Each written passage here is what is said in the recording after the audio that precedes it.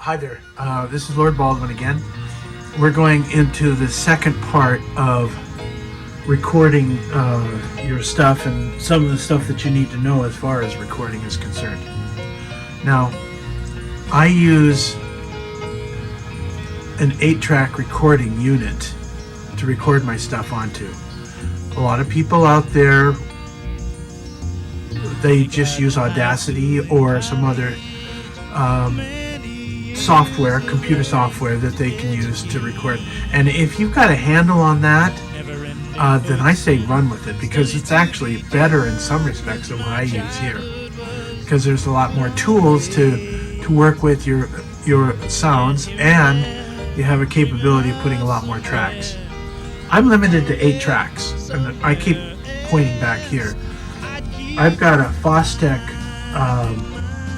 MR8 HD, which I haven't used probably for 10 years. And the reason is because it's got a hard drive inside there, and that hard drive is limited to only so much size, and it's, I think, a 40 gigabyte hard drive, and or maybe it's just a 20 gigabyte hard drive, but whatever it is, one or the other. I couldn't finish my first digital album, which was Addicted to the Machine, and I ended up having to go to recording some other way. Now, I've got a Roland Juno GI keyboard, and built into this is an 8-track digital recorder. It's really rather limited as far as features are concerned, but the real cool thing is that I record everything on these little SD cards, and so when that SD card gets filled up, I just put another SD card in there. This is limited because this originally came out probably about 2008, I think, when this came out, and so at that time you couldn't use anything larger than 32 gig, and what I found is that 8 gigs is actually the 8 gigabyte SD card is actually the best route to go for me. You can put a lot in there. I mean, just suffice to say, you can fit a lot in there, as opposed to the Fostech. No matter what you're doing, you're going to be dealing with limitations. And if you can't afford to get yourself one of these keyboards or an 8-track, you're going to have to learn how to use some other recording software if you're going to be recording. Now, yes, you can use your iPhone and you can record a nice sound. It'll be mono. You can get an extra microphone that plugs in that'll make it a stereo mic, and you'll get a little bit better quality sound, but you'll still be limited to whatever those 2 tracks are. And if you're using your iPhone, you're not going to be able to do sound over sound or sound over sound, because there's no way to separate the tracks. So now we talk about some free software. There's this thing called Audacity, and by the way, I use Audacity, but I use Audacity to mix down my 8 tracks into a solid stereo track, left, right, and it works really well for me for that, because I don't have to deal with latency. I don't have to deal with the other. But if you're going to be recording using Audacity, you're going to have to learn about latency and how to deal with that. You have to put like a negative 130 to bring it to a certain point. Otherwise, you're recording. Let's say you've recorded your guitar work, and now you come back, you put your headphones on, and when that guitar work comes in, you start singing. But what you're singing to this guitar work isn't going right here. The guitar work is right here, and then the singing will actually start here, and so it won't be what we would call in sync. It won't be in sync, and so you have to you have to put in these negative numbers to bring that latency so that it's close, so that when you're playing guitar and you're singing that they're together. I played with that, and I got it pretty close at times when I was using Windows 7. But then that computer died, and then I put another computer together, and then that computer, which started with Windows 10, it didn't have the same. You have to start over again, and the latency was different because the computers are different, and I don't know all of this, but here's what I do know. If you're really serious about this, get yourself a portable recorder. They're about $200 on Amazon right now, and I think it's a little 8-track unit, probably pretty much the same thing built into this thing here, but it actually have a little bit more controls because my friend Mark has one, and they're really versatile. There's a little bit of a learning curve on it, and when you get older, you don't want to deal with learning curves. What you want to do is just want to get the dang product out. You want to just get it recorded, and you want to play with the levels, and you want to get that song. But unfortunately, whenever you bring something new in, some new equipment, it doesn't really matter what it is, you have to rebuild your computer. You still have to reload all that other software, and then you have to figure it out. I'm still figuring out a lot of stuff. Like for the artwork, I use a thing called GIMP, G-I-M-P, which stands for Graphic Interface Manipulation Program. It's like Adobe Photoshop, but it's free. But it is also a learning curve. I mean, there's a big learning curve, and I have to admit that Adobe products, they have documentation everywhere on the internet. So if you get stuck, you can find it. Not quite so much with GIMP, but there's a lot of people out there using that other software because it's free, and it keeps getting better all the time. Anyways, I'm not going to go into that. That's art, and we'll talk about that probably 2 or 3 episodes down the line.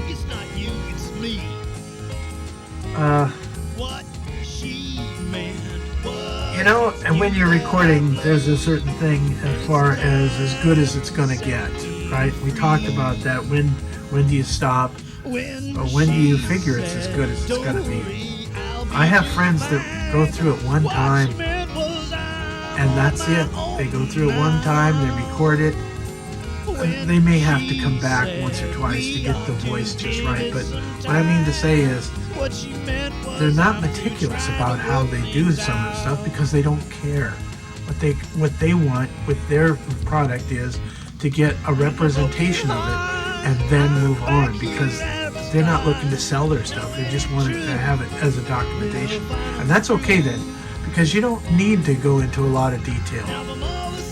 I go into as much detail as I can, and then I get to a certain point and I say, well, that's as good as I can get it. And so that's as good as it's going to be from me, because that's as good as I can make that particular product happen.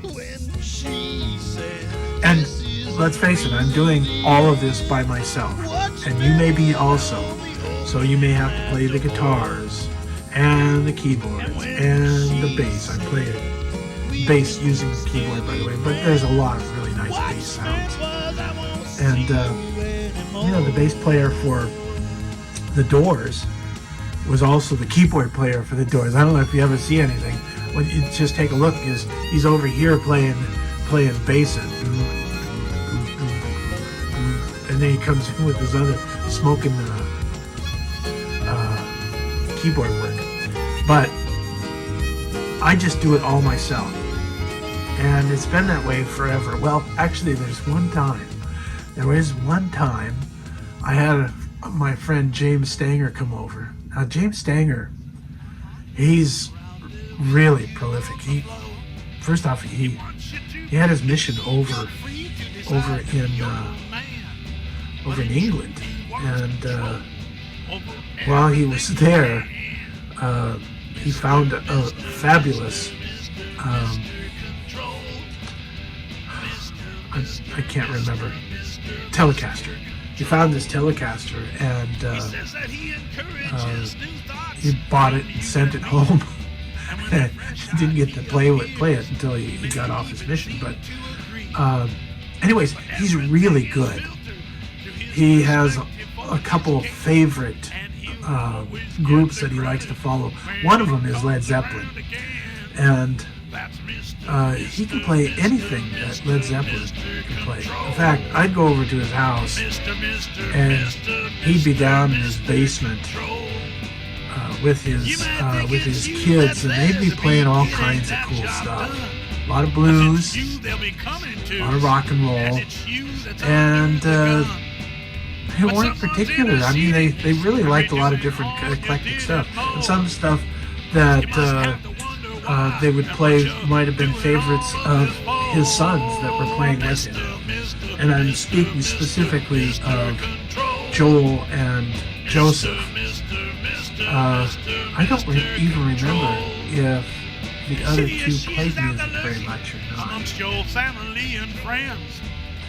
actually very accomplished keyboardist too.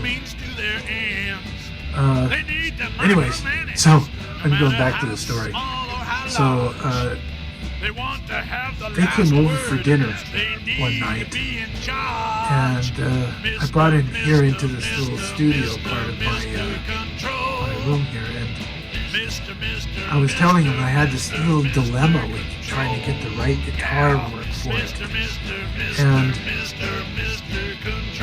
he says, well, let me hear it. So he sat on the edge of the bed here, put a pair of headphones on, and listened to it. And then the second time through, he grabbed my Stratocaster, my guitar here, and then he just played this outrageously wonderful lead guitar to it. I don't even know if he knew I was recording it at the time when he was playing it, because he was just going through it the second time, but it was just too good. So, yes, if you look this up on Spotify, you'll notice it says featuring James Stanger, because we're featuring him playing that guitar, and he did such a great job. I left it in there, and it's still one of my favorite songs on that album. And thank you again, James, for listening to this. I never called him back to do anything else, but that doesn't mean I didn't want to. It just meant that it was not to be. So, okay, listen, I'm really approaching 15 minutes, and you know what I want to do is I don't want to go over 15 minutes. I think we talked a little bit about this. I guess the main thing I want you to know is be happy with your creations. Continue to believe in yourself. That's a really important thing. Don't look at your product as you look at somebody else's. I listened to some Taylor Swift songs last summer, and I stopped recording probably for about a month because I was thinking, how can I ever do that? Well, I could do that if I had a studio, and I could afford to have a producer, and I could afford to have other people playing the music, other people doing this stuff. It could be a lot better. But it occurred to me, I'm not her. She's not me. She's not doing my stuff. I'm not doing her stuff. And too bad if my stuff doesn't sound as good. I'm not that good. But I am as good as I can possibly be as far as being Lord Baldwin. And that's what you should be, as good as you can be. And be happy with your creations, because nobody else is going to be able to do that except you. So here's looking at you for the next time, and thanks for being here. Or there, whatever.